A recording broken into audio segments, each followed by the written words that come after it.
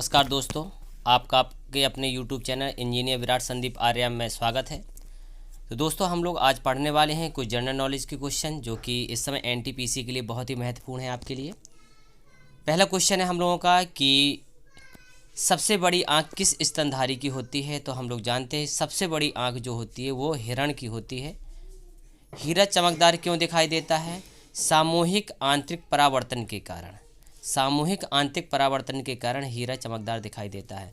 जैसे कि आप जानते हैं कि हीरा एक विशेष प्रकार के कटाव से बनाया जाता है, उसके अंदर एक विशेष प्रकार के कटाव होते हैं जिसके कारण हीरा हमें चमकदार दिखाई देता है। उसमें से प्रकाश बहुत ही देरी से बाहर निकल पाता है, इस कारण से उसका प्रकाश लगातार अंदर परावर्तित होता रहता है जिसके कारण से हीरा चमकदार दिखाई देता है। गोबर गैस में मुख्य रूप में क्या पाया जाता है? तो जो गोबर गैस होती है, गोबर से जो हम लोग गैस बनाते हैं उसमें मीथेन गैस पाई जाती है। हमें याद रखना है, गोबर गैस में मीथेन गैस पाई जाती है। दूध की शुद्धता मापने के लिए किस यंत्र का प्रयोग किया जाता है? तो आप लोग परिचित होंगे कि दूध की शुद्धता मापने के लिए लैक्टोमीटर का प्रयोग किया जाता है। ये भी क्वेश्चन पूछा जाता है कि दूध का पीएच मान कितना होता है। तो जो दूध का पीएच मान होता है वो 6 होता है। नेक्स्ट क्वेश्चन आता है, पृथ्वी पर सबसे अधिक मात्रा में पाया जाने वाला धातु कौन सा है? तो पृथ्वी में जो सबसे अधिक मात्रा में पाया जाने वाला धातु है वो एल्युमिनियम है, जिसका संकेत होता है ए और एल। पूछ दिया जाए सबसे अच्छा चालक धातु कौन सा? तो सबसे अच्छा चालक होता है चांदी। नेक्स्ट, पृथ्वी पर सबसे अधिक मात्रा में पाई जाने वाली धातु कौन सी है? तो एल्युमिनियम हो जाता है। नेक्स्ट हो जाता है, मोती मुख्य रूप से किस पदार्थ का बना होता है? तो जो मोती होता है वो कैल्शियम कार्बोनेट CaCO3 का बना होता है। मानव शरीर में सबसे अधिक मात्रा में कौन सा तत्व पाया जाता है? तो मानव शरीर में सबसे अधिक मात्रा में ऑक्सीजन पाया जाता है।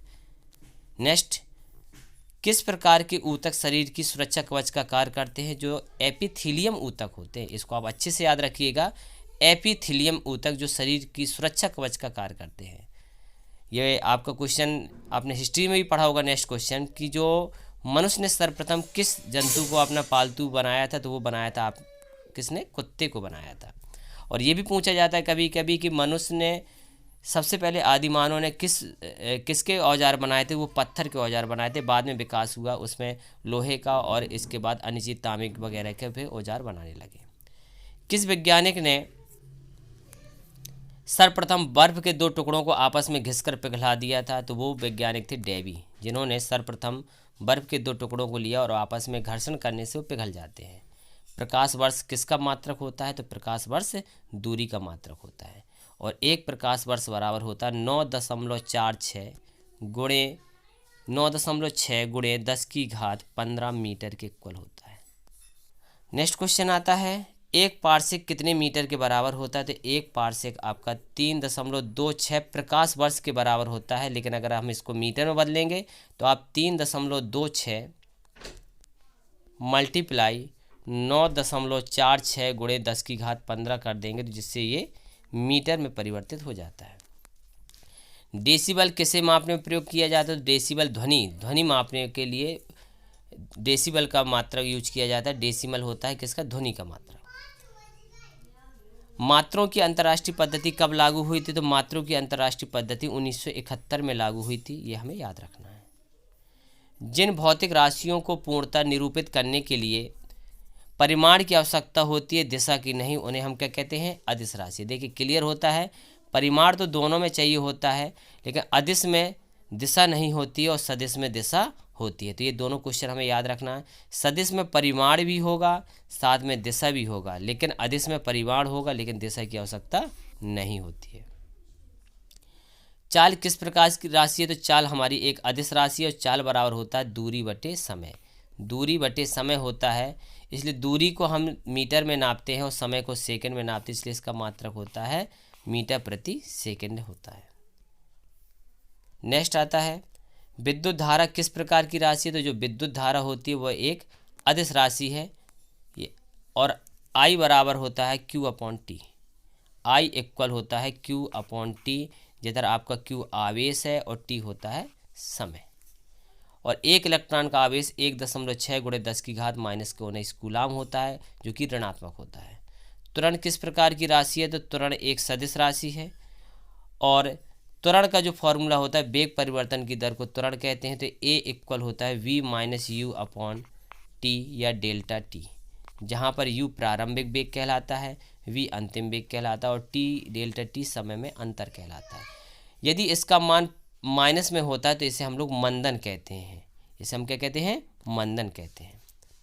परमाणु विद्युता होते हैं, कैसे होते परमाणु? उदासीन होते हैं। परमाणु हमारे जो है वो कैसे होते हैं? उदासीन होते हैं। रासायनिक यौगिक कौन सा है? तो रासायनिक यौगिक अमोनिया कहलाता है। एसआई पद्धति में लेंस की शक्ति की इकाई क्या होती है? तो लेंस की शक्ति, जिसको आपने फॉर्मूला पढ़ा है, P इक्वल होता है 1/f। यदि हमारा f मीटर में है तब हम ये यूज करेंगे, और यदि P इक्वल है हमारे पास 1/f की जगह 100/f हो जाता है जब f होता है सेंटीमीटर में। और इसका जो मात्रक होता है वो होता है डायोप्टर। कौन ना तो तत्व है ना ही यौगिक है? तो वायु जो ऐसा है ना तो तत्व है ना ही यौगिक है, यह एक मिश्रण है। विद्युत धारा की इकाई क्या होती है? तो विद्युत धारा की इकाई एम्पियर होती है, और विद्युत धारा को अमीटर नामक उपकरण से मापा जाता है। कौन सा रोग जीवाणु से होता है? तो जो तपेदिक रोग होता है वो हमारा किससे होता है? जीवाणुओं से होता है। साग सब्जी उत्पन्न करने वाले पौधों का अध्ययन क्या कहलाता है? तो ये हमारा आलेरी कल्चर कहलाता है। ये क्वेश्चन बहुत आ रहा है इस समय कि कौन सा अध्ययन क्या कहलाता है। तो आपको याद रखना है कि जब साग सब्जियों का अध्ययन करने वाला जो भी अध्ययन होता है उसे हम आलेरी कल्चर कहते हैं। शहद का मुख्य घटक क्या है? तो शहद का मुख्य घटक फ्रक्टोज कहलाता है। जीव देव के पृथक्करण एवं संयोजन से संबंधित वनस्पति विज्ञान की शाखा कहलाती है टिश्यू कल्चर कहलाती है। हमारा नेक्स्ट क्वेश्चन आता है, पदार्थ के संवेग और वेग के अनुपात की भौतिक राशि प्राप्त होती है। तो संवेग P बराबर होता है m इंटू वी होता है P इक्वल। अगर हम v को अपॉन में कर देंगे तो P अपॉन v इक्वल हमारे पास m फाइंड हो जाता है। तो संवेग और वेग के रेशियो जो होता है वो द्रव्यमान कहलाता है, मास कहलाता है, और द्रव्यमान का मात्रक किलोग्राम होता है। शक्ति का मात्रक वाट किस वैज्ञानिक के नाम से सम्मान में रखा गया? तो जो शक्ति का मात्रक वो जेम्स वाट वैज्ञानिक के नाम पर रखा गया है। और शक्ति का अन्य मात्रक किलोवाट, मेगावाट भी हो सकता है और अश्व शक्ति भी हो सकता है। और परिचित भी होंगे आप लोग कि एक अश्व शक्ति मीन्स 1 हॉर्स पावर इक्वल होता है 746 वाट होता है। नेक्स्ट क्वेश्चन है, दो पिंडों के बीच लगने वाले बल को क्या कहते हैं? गुरुत्वाकर्षण बल कहते हैं। जब दो पिंड होते हैं और उनके बीच जो लगने वाले बल, तो F इक्वल होता है G m1 into m2 upon r square, जहाँ पर आपका m1 पहला पिंड कहलाता है, m2 दूसरा पिंड कहलाता है, बीच की दूरी r लेते हैं और इनके बीच में लगने वाले बल को F से डिनोट करते हैं। पृथ्वी तल से नीचे जाने पर g के मान में क्या परिवर्तन होता है? तो g का मान घटता जाता है। और ये भी हमें याद रखना है कि ये पृथ्वी है, ये हमारी जो भूमध्य रेखा है, ये हमारे ध्रुव है नॉर्थ और साउथ में। तो अगर हम नॉर्थ और साउथ की बात करें तो अगर इसके भूमध्य रेखा से नॉर्थ और साउथ के लिए अगर जाते हैं तो इसमें जी का मान लगातार बढ़ता है, भूमध्य रेखा पर जी का मान 0 होता है। कह सकते हैं ध्रुवों पर जी का मान सबसे अधिक होता है। जी का मान सबसे अधिक कहाँ पर होता है? तो जी का मान सबसे अधिक ध्रुवों पर होता है। ये क्वेश्चन हमारा आ गया। जी का मान विषुवत रेखा पर कैसा? तो विषुवत रेखा पर जी का मान सबसे कम विषुवत रेखा पर होता है।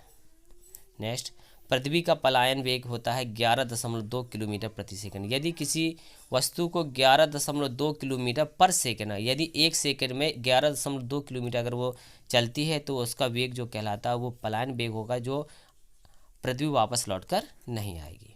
दाब का मात्रक, तो दाब का मात्रक पास्कल होता है। P इक्वल होता है F अपॉन A, जहाँ पर F बल कहलाता है, A क्षेत्रफल कहलाता है। तो इसका मात्रक न्यूटन प्रति मीटर स्क्वायर भी हो सकता है या पास्कल भी हो सकता है। द्रव का घनत्व किस यंत्र से नापा जाता है? तो द्रव का घनत्व हाइड्रोमीटर से नापा जाता है, जबकि आर्द्रता हाइग्रोमीटर में नापा जाता है। सबसे अधिक तीव्रता की ध्वनि कौन सी होती है? तो सबसे अधिक तीव्रता जो वाद होते हैं वांग की सबसे अधिक तीव्रता होती है।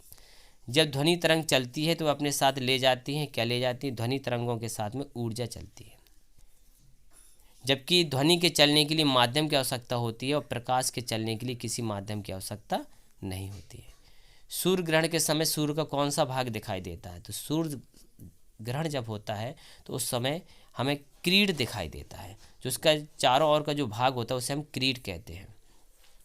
और ये भी हम जानेंगे कि जैसे ये सूर्य है, सूर्य का जब ग्रहण होता है तो ये छोटे हिस्से में प्रकाश हमें दिखाई देता है, ये प्रकाश हमारा कोरोना भी कहलाता है, इसको हम कोरोना कहते हैं।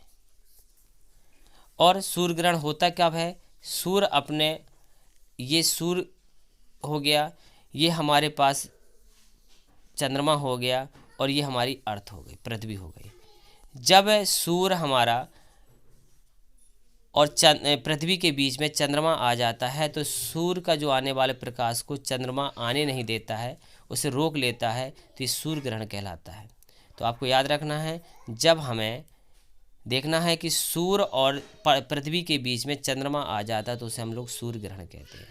और चंद्र ग्रहण कब कहा जाता है? सूर्य अपने स्थान पर है, व्यवस्थित है, और यदि हमारे पास ये चंद्रमा है और ये हमारी पृथ्वी है, ये पृथ्वी है, ये चंद्रमा है, और यदि पृथ्वी बीच में हो जाती सूर्य और चंद्रमा के, तो जो सूर्य से आने वाला प्रकाश वो चंद्रमा तक नहीं पहुंच पाता है, जिसके कारण चंद्रमा से प्रकाश का परावर्तन नहीं हो पाता।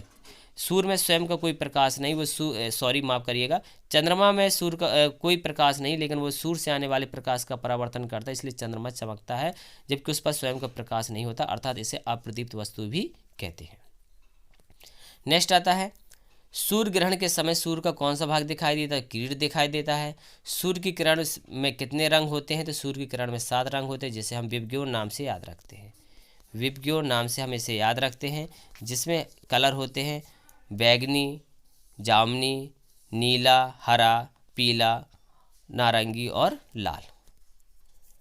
टाइपराइटर जिसको टंकण मशीन कहते हैं, इसका आविष्कार किसने किया है? तो इसका आविष्कार सोल्स ने किया है। सिरका को लैटिन भाषा में क्या कहते हैं? तो सिरका को लैटिन भाषा में एसीटम कहते हैं। कपड़ों में जंग के धब्बों को धोने के लिए या साफ करने के लिए ऑक्जेलिक अम्ल का यूज किया जाता है। नेक्स्ट क्वेश्चन आता है हमारा, गन्ने में लाल सड़न किस के कारण हो जाती है? ये कवकों के कारण होती है, कवक के कारण उसमें लाल सड़न आ जाती है। आम का वनस्पति नाम होता है मैगीफेरो इंडिका। कॉफ़ी जो पाउडर होते हैं उसके साथ में चिकोरी चूर्ण मिलाया जाता है, जो कहाँ से पाया जाता है? जड़ों से पाया जाता है। तो आज के लिए इतना ही वीडियो। अगर ये वीडियो आपके लिए हेल्पफुल होता है तो आप हमारे चैनल को सब्सक्राइब जरूर करें और अन्य लोगों को भी शेयर करें, ताकि उनको भी इस चीज़ की जानकारी हो सके। धन्यवाद।